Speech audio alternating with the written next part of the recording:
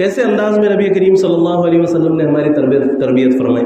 ایک مرتبہ صحابہ اکرام کے سامنے آپ صلی اللہ علیہ وسلم نے کہا کہ واللہ لا یؤمن، کہ خدا کی قسم وہ مومن نہیں ہو سکتا. واللہ لا یؤمن، خدا کی قسم وہ مومن نہیں ہو سکتا. واللہ لا یؤمن، خدا کی قسم وہ مومن نہیں ہو سکتا. 3 مرتبہ اللہ کے نبی صلی اللہ علیہ وسلم نے یہ جملہ ارشاد فرمایا. اب ہم کو تو احساس تک نہیں ہوتا، لیکن کتنی بڑی بات ہے. تو صحابہ اکرام تو پریشان ہو گئے کہ یا رسول اللہ کون ہے ایسا شخص جس کے بارے میں آپ 3 مرتبہ قسم کھا کر فرما رہے ہیں کہ وہ شخص مومن نہیں ہو سکتا.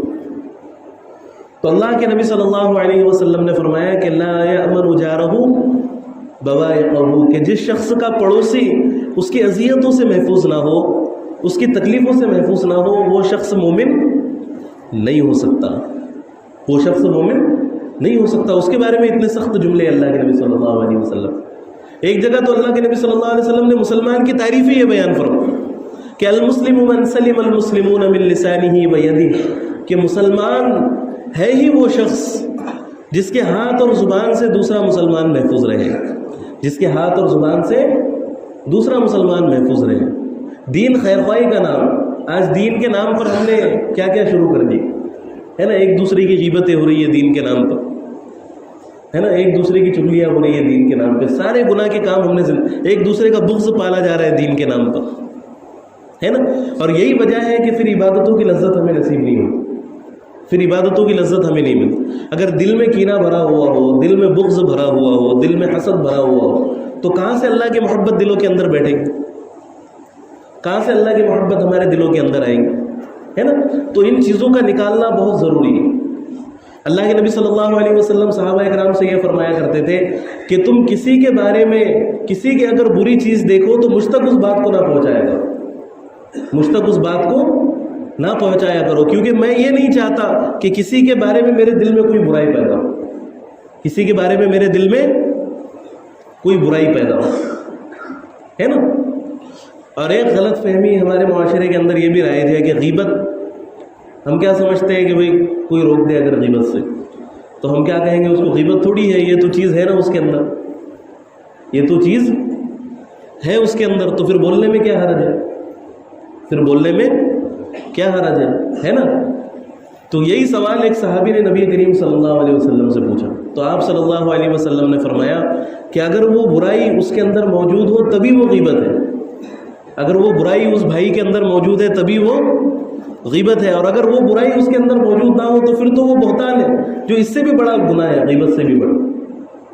شریعت مطہرہ میں کسی پر الزام لگا دینا، کسی پر تہمت لگا دینا، یہ بہت بڑا گناہ ہے. اس کی بہت اہمیت ہے شریعت کی نظر میں.